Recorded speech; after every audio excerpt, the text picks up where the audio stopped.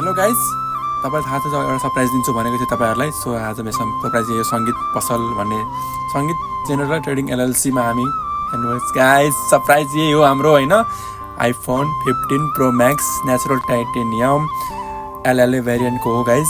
So guys हेर्न सक्नुहुन्छ, wow कति राम्रो छ गाइस। सो हेर्न सक्नुहुन्छ हाम्रो एलएलए भेरिएन्ट को नेचुरल टाइटेनियम को 15 प्रो मैक्स।